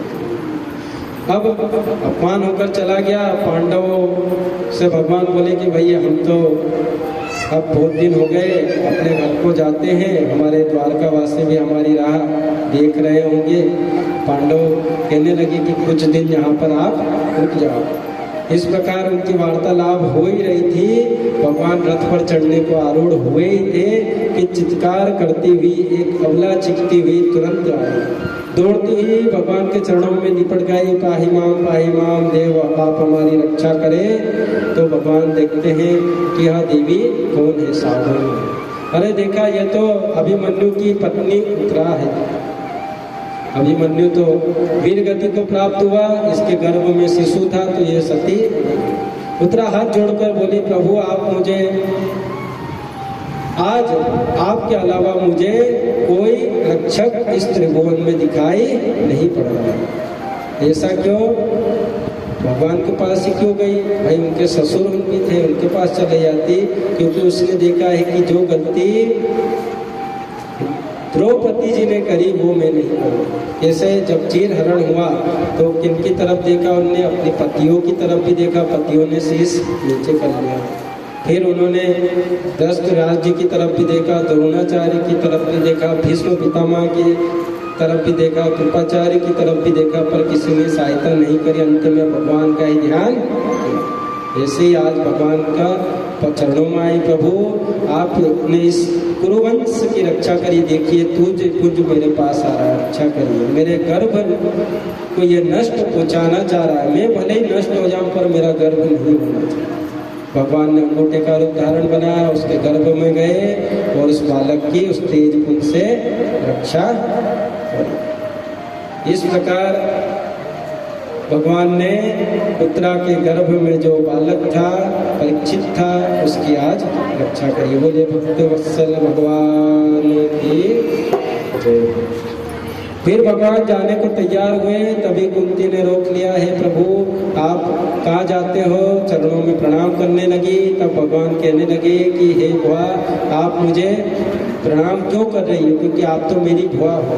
तब कुंती माता कहने लगी कि प्रभु ये जो आप कहते हो ना बुआ बुआ बुआ, बस ये मोह, ये जो आपकी माया है, ये जो पर्दा है, इसमें थोड़ा अभिमान आ जाता है कि यार मैं तो इनकी ब्याह हूँ। पर आपने कितने हमारे परिवार पे, मेरे परिवार पे कितने दुख आए, उस दुखों में आप सदैव हमारे साथ खड़े।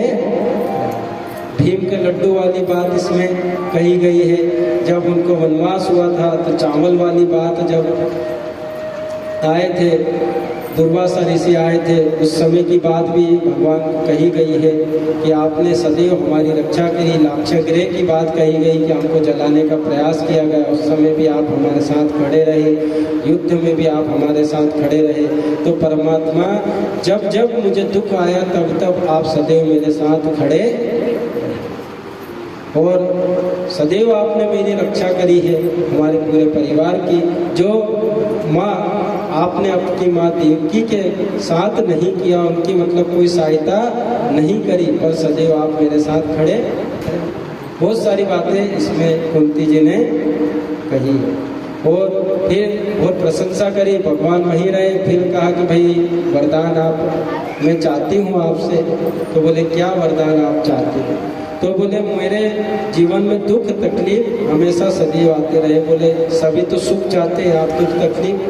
तो बोले जब जब मैं दुख में रही तब तक आप मेरे साथ खड़े रहे, और जहाँ ये अब सुख आया तो आप जाने लगे। तो भगवान फिर पुनः वहाँ पर रुक गए। फिर कुछ समय बाद वह अर्जुन के साथ अपनी नगरी को चले। अब 6-7 महीने हो गए, अर्जुन आए। अभी बीच में बोले सभी ऋषि की प्रभु आपने कथा सुनाई थी उस बालक की, उसका क्या हुआ? वो तो हमें विस्तार से सुनाई। तो कहने लगे कि हे महात्माओं, भगवान की कथा ही ऐसी है कि मैं सुनाने कुछ जाता हूँ और दूसरी कथाओं में अपने आप ही चले जाता हूँ। हरि अनंत, हरि कथा अनंत। तो कहने लगे कि जिस पुत्र की भगवान ने रक्षा करी, फिर उसका जन्म हुआ, वह जिस किसी को भी देखता है तो ध्यान से देखता है कि कहीं ये वो तो नहीं जिसने माता के गर्भ में मेरी रक्षा करी। तो इसलिए उसका नाम पहले तो विष्णुरात रखा था, फिर बाद में हो गया परीक्षित। बोलिए भक्त वत्सल भगवान की।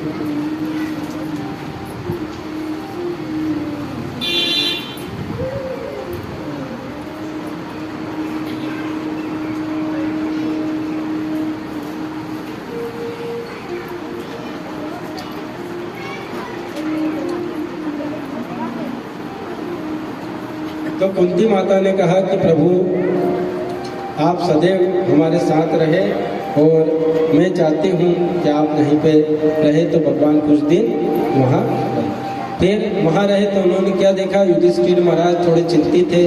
परेशानी का कारण पूछा कि भाई अब आपको क्या परेशानी है, आप तो इतने बड़े राजा बन गए हो। तो युधिष्ठिर महाराज कहने लगे, क्या कहने लगे कि ये जो राज्य मुझे प्राप्त हुआ है तो कोई शत्रु को मार के प्राप्त नहीं हुआ। मेरे जो चाहने वाले थे, मेरे जो परिवार वाले थे, उनको ही मार कर ये मुझे प्राप्त हुआ। ये मेरे आत्मग्लानि है मेरे अंदर पे। जब जब मैं उनकी पत्नियों को देखता हूँ, उनकी मांग का सिंदूर उजड़ा हुआ देखता हूँ, सुनी मांग देखता हूँ, तो मुझे बहुत आत्मग्लानि होती है। तो बात भी सत्य है। आप गाड़ी लाओ, घर बनाओ, तो व्यक्ति किनको दिखाता है? परिवार वाले को। यहाँ से कोई बड़ी गाड़ी लेके जाएगा तो यहाँ रोक के थोड़ी बोलेगा कि भैया देखो मैंने गाड़ी दी। उसको अपन को भी मतलब नहीं, उसको भी मतलब नहीं। व्यक्ति क्यों दिखाता है? अपने परिवार वाले को नीचा दिखाने के लिए नहीं दिखाता है। उसका एक प्रेम होता है कि मैंने कुछ तरक्की करी तो मैं अपने परिवार वालों को दिखाऊं कि भाई आपके पुत्र ने, आपकी पुत्री ने देखो आपके आशीर्वाद से कितनी तरक्की करी। तो बोले मुझे उनको देखता हूँ तो बोले मुझे बहुत आत्मग्लानि होती है। तो भगवान ने बहुत सारे उपदेश दिए पर उनको ये बात उन्होंने मानी नहीं। क्यों नहीं मानी? क्योंकि भगवान उनसे छोटे थे। तो भगवान समझ गए कि ये मेरे उपदेश नहीं सुनेंगे। किसके सुनेंगे? बोले कोई जानकार रहे, बूढ़ा वयोवृद्ध रहे, उसके पास में चले। तो भीष्म पितामह के पास ले गए, बोले आप ही उपदेश दो। तो वो भीष्म पितामह के पास गए तो सर्वप्रथम भीष्म पितामह ने अर्जुन को देखा। अर्जुन से कहा कि भाई वो कृष्ण कन्हैया वो आया है कि नहीं? इस प्रकार कहने लगे कि तुम्हारा सारथी आया कि नहीं आया। प्रभु तुरंत सम्मुख आ गए कि हाँ दादाजी मुझे याद किया। भीष्म बोला अच्छा तो आप भी आए हो, खड़े क्यों हो? तनिक थोड़े सामने आ जाओ, सम्मुख आ जाओ। अब भीष्म पितामह अर्जुन से बोले बताओ अर्जुन ये कौन है? तो अर्जुन बोले हमारे जो है वासुदेव जी है, मामा जी, उनके पुत्र है कृष्ण। तो भीष्म पितामह कहने लगे क्या कि कभी तुम इनको अपने मामा का पुत्र बनाते हो, कभी सचिव बनाते हो। सचिव मतलब मार्गदर्शन वगैरह परामर्श जो भी है लेते हो। कभी इनको संदेश वाहक बनाते हो, कभी गुरु बनाते हो, गीता जी सुनते हो, कभी सारथी। कितने नाते हैं तुम्हारे। धन्य है प्रभु आप, भक्त जो बनाए वह आप बन जाते हो। पितामह भीष्म भगवान को इशारा करते हुए कहते हैं प्रभु अंतिम समय आप मेरे साथ सामने ही बने रहे ऐसे ही। तो भगवान सोचने लगे इनको तो इच्छा मृत्यु हो, कब तक हम खड़े रहें। तब भीष्म पितामह ने कहा कि आपका मुखमंडल, क्योंकि भगवान कैसे खड़े हुए थे, थोड़े निराशाजनक कि भाई कब तक खड़ा रहोगे। तो कहने लगे कि ऐसे नहीं, आपका प्रसन्न चित्त मुख मुझे उसका दर्शन करना है। मैं आपको ज़्यादा देर खड़ा नहीं रखूंगा। मैंने भी इतनी देर इतने दिनों आपका इंतजार किया, आप थोड़ा रुकिए तो। अब पितामह भीष्म भगवान की दृष्टि देखने लगे इनकी तरफ, कहने लगे कि मेरी जो कन्या है इसका विवाह करना है। तो भगवान कहने लगे कि आपकी तो कन्या है नहीं, आपने तो विवाह किया नहीं। तब कहने लगे कि मेरी जो बुद्धि है यही मेरी कन्या है, इसका विवाह करना है। तो इसके लिए कोई अच्छा सा वर मैं ढूंढ रहा था, क्योंकि मेरी बुद्धि में कोई कामना नहीं। भीष्म पितामह को कोई कामना नहीं थी कि मैं राजा बनूं। भीष्म पितामह ब्रह्मचारी थे, ना उनको तृष्णा थी, कोई भी उनको लोभ लालच कुछ भी नहीं था, शुद्ध उनकी बुद्धि थी। तो बोले मैं इस बुद्धि का आपके साथ विवाह करना चाहता हूँ। भगवान ने कहा ठीक है कर दो। फिर भीष्म पितामह ने धर्मराज को कई नीति के उपदेश बताया। तो वह होगी भीष्म गीता। जैसे भागवत गीता ऐसे हुई है यह भीष्म गीता। बोलिए भक्त वत्सल भगवान की जय। अब भीष्म पितामह भगवान का मुख देखते देखते उस परम धाम को चले गए। ऊपर से देवता दुमदुमी बजाने लगे, शंख बजाने लगे कि देखो जीव तो ये चाहता है कि अंत समय भगवान का नाम हो या भगवान की छवि हो, पर भीष्म पितामह का कितना सौभाग्य है कि आज भगवान को देखते देखते परम धाम को चले। अब आगे कथा आती है कि द्वारकाधीश प्रभु ने भीष्म पितामह के द्वारा पांडवों का शोक दूर किया और अपने प्रिय भक्त भीष्म का मनोरथ पूर्ण किया और अपने धाम को चले गए। एक दिन फिर यहाँ पे कथा आती है पांडवों के पास कि एक दिन विदुर जी आए तीर्थ यात्रा करते करते पांडवों के पास और आकर धृतराष्ट्र से मिले। बोले कैसे हो? बोले हम तो बहुत बढ़िया हैं। और फिर पांडवों के गुणगान गाने लगे कि जो सेवा की उम्मीद मैंने अपने पुत्र से नहीं करी थी वह देने लगे। बोले भीम रोज मेरे लिए भोजन लाता है, पांडव मेरे रोज सुबह शाम चरण दबाते हैं, प्रणाम करते हैं, मेरी खूब सेवा करते हैं। तो इस प्रकार कहने लगे तो विदुर जी ने कहा आपको शर्म नहीं आती है? जिन पांडवों को मारने के लिए आपने कितने षड्यंत्र रचे, आज उन्हीं के गुणगान गा रहे हो। तो बोले आप में और कोई शर्म भी बाकी है, कुत्ते की तरह जहाँ पड़े हो रोटी खा रहे, बहुत सारे शब्द कहे। तो बोले अब मैं क्या करूं? बोले चलो हमारे साथ। तो आज उन दोनों को जो है पति पत्नी को साथ लिए और तीर्थ यात्रा के लिए विदुर जी निकल गए थे उसके राज में। अब सुबह उन्होंने देखा पांडवों ने ना तो ताऊ जी है, कुछ भी नहीं। संजय से पूछा तो संजय ने बताया मुझे ज्ञात नहीं है। तब नारद जी आए तुम्बुरुका जी के साथ, बोले उनको विदुर जी जैसे संत का साथ मिल गया, उनकी चिंता मत। अब समय बीतता गया, फिर अपशुगन बढ़ने लगे और जो भक्तवत्सल भगवान की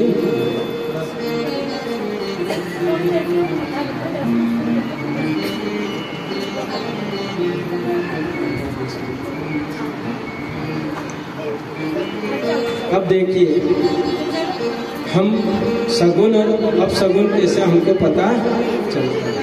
इसमें बताया है कि अपसगुन बढ़ने लगे। कैसे बढ़ने लगे? द्वारकाधीश अर्जुन के साथ अपने नगर को चले गए थे। 7 महीने हो गए, अर्जुन तो आए नहीं, ना जाने कौन सी क्या बात हो गई।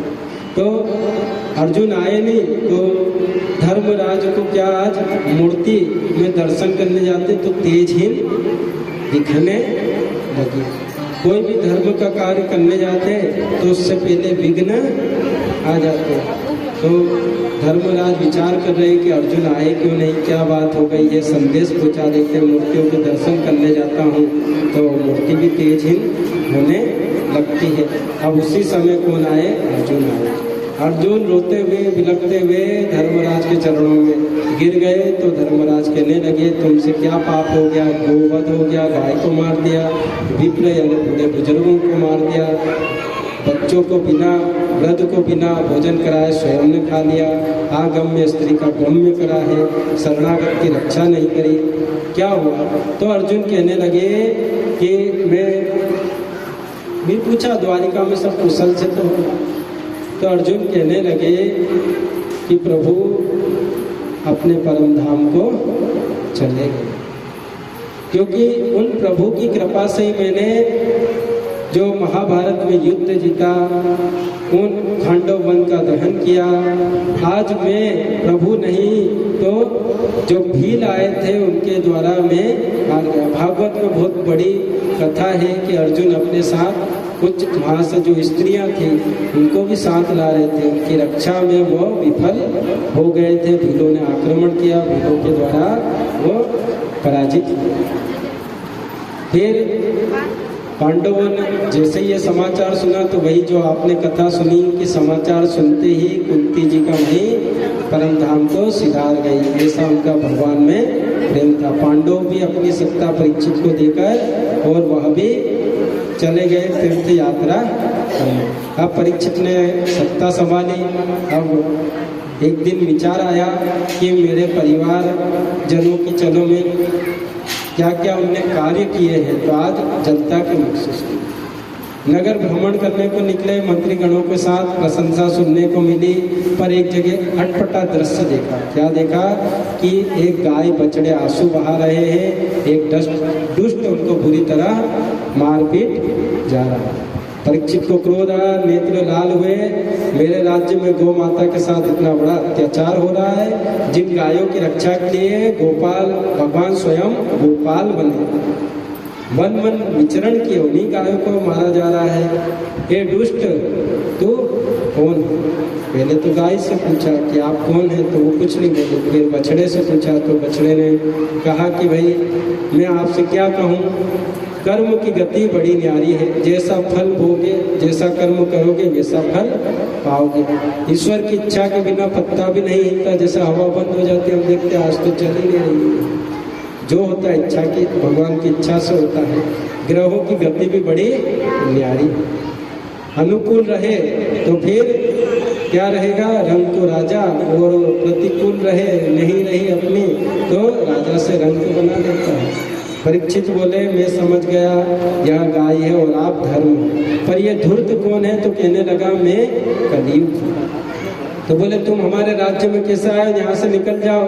तो कहने लगा एक छत्र पूरी पृथ्वी पे आपका ही राज्य है, जहाँ जाओ वहाँ आप ही दिखाई देते हो।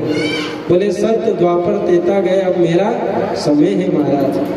तो बोले अच्छा तुम अपने गुण और दोष बतलाओ। तो कहा कि दोष तो बहुत सारे हैं पर गुण एक है। तो बोले क्या गुण है?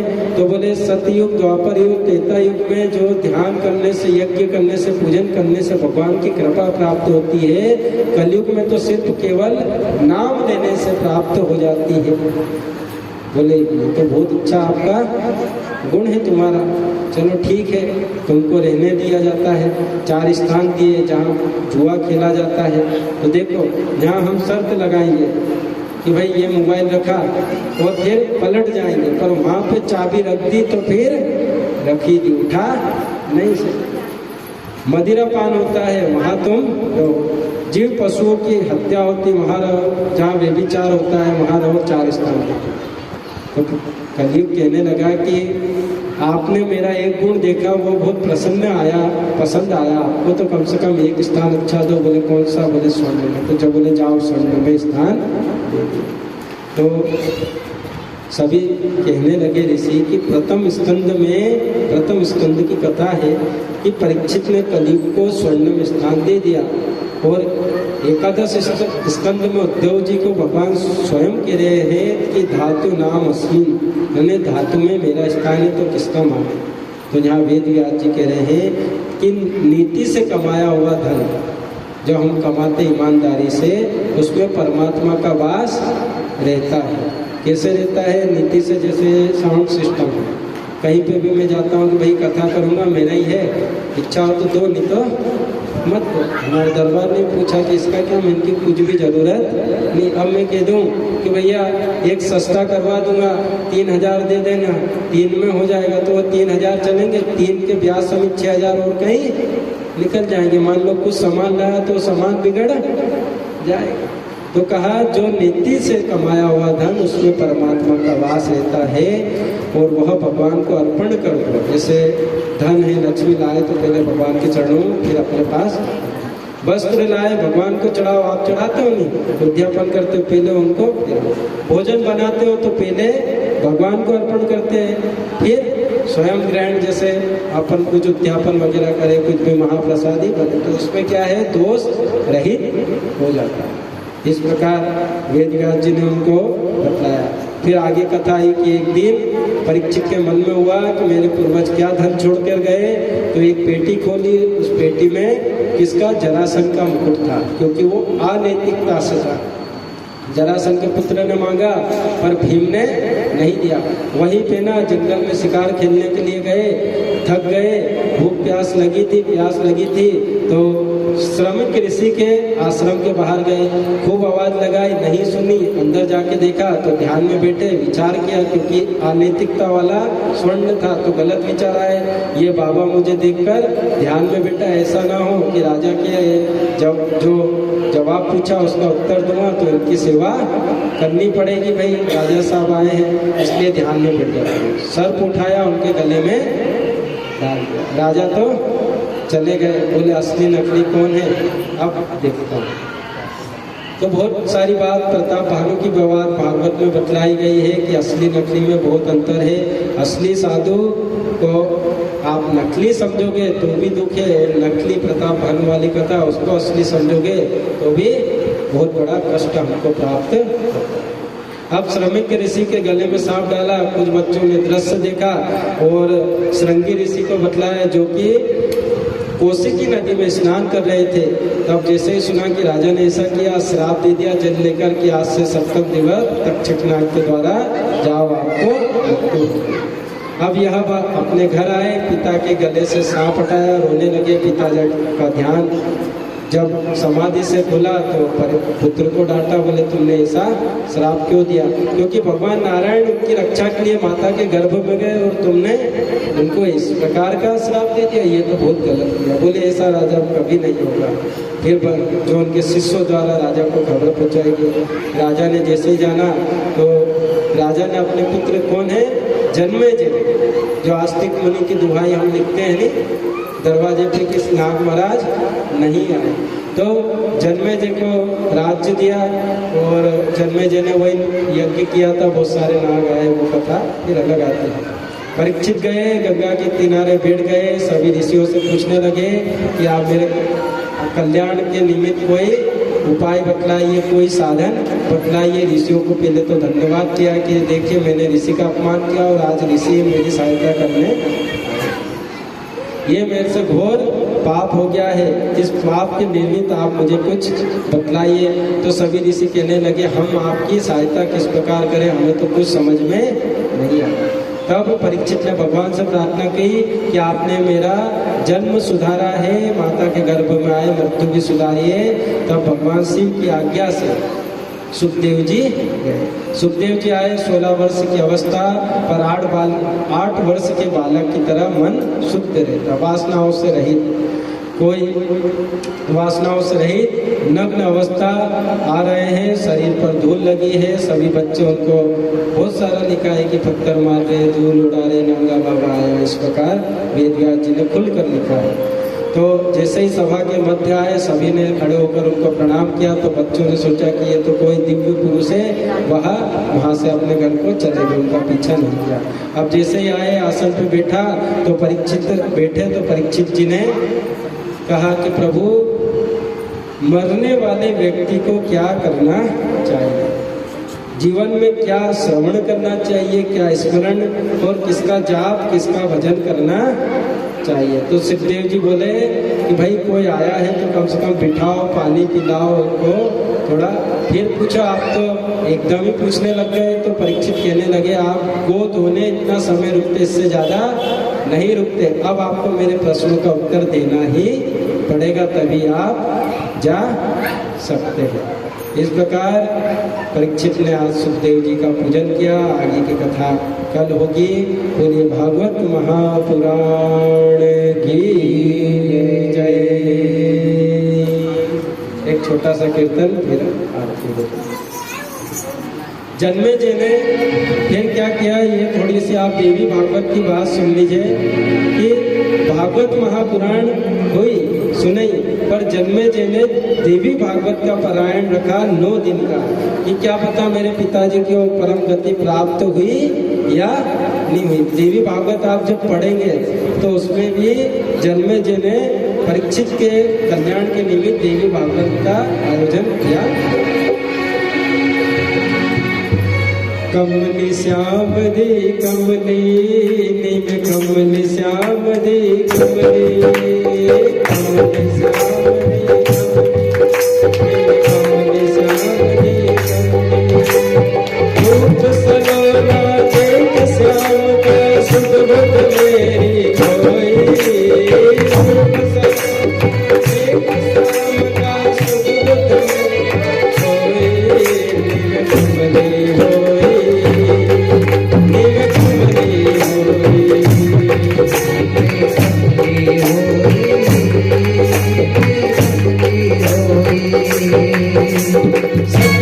घट पर यमुना के तट पर लेकर पहुँचे भक्ति। तट पर लेकर पहुँचे भक्ति। भूल गई सबके केदार, सब भूल गई जब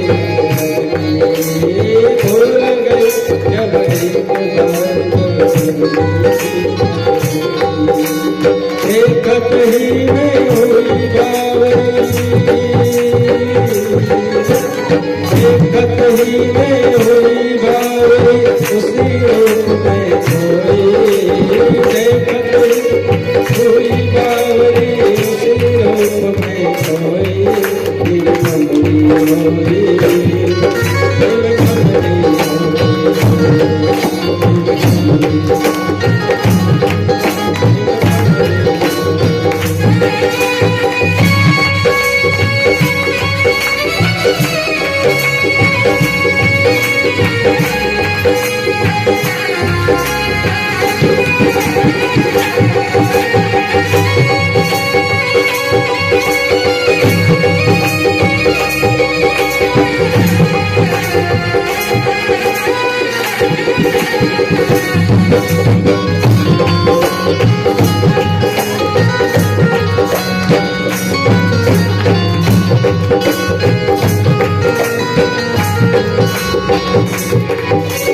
कदम के नीचे अखियां नीचे खड़ा था उनका लाला, कदम के नीचे अखियां नीचे खड़ा था उनका लाला, मुझ पर हंसी हाथ में बंसी ढोल गले वाला, मुझ पर हंसी हाथ में बंसी ढोल गले वाला, कान सुरीले मधुर नसीले, कान सुरीले मधुर नसीले तन मन दिया डुबोई, कान सुरीले मधुर नसीले तन मन दिया डुबोई,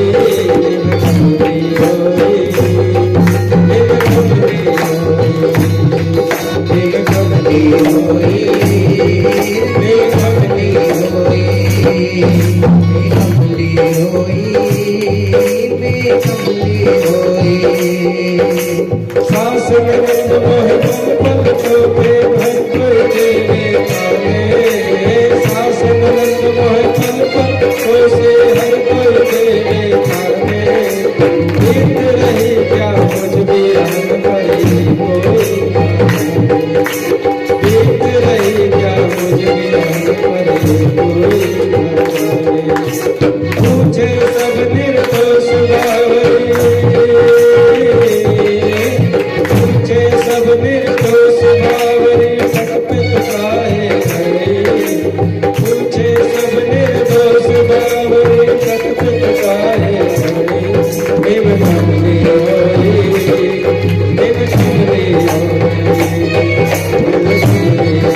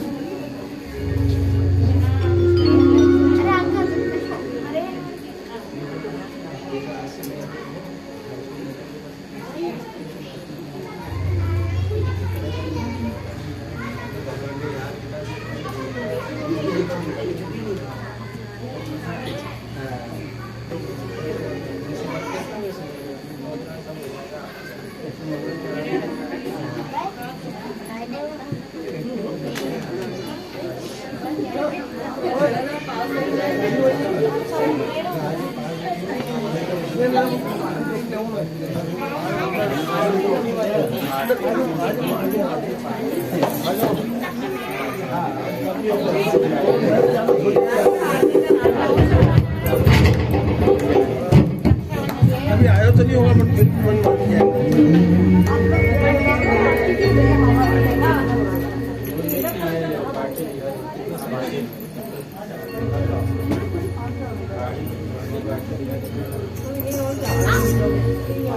बाके बिहारी लाल की जय, श्री बाके बिहारी की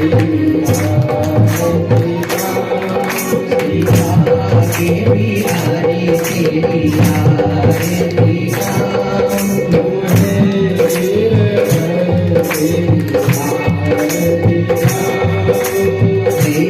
गिरधारी तेरी आरती आरती गाऊं जाए तुम गोरी गाऊं, आरती गाऊं प्यारे तुम गोरी गाऊं।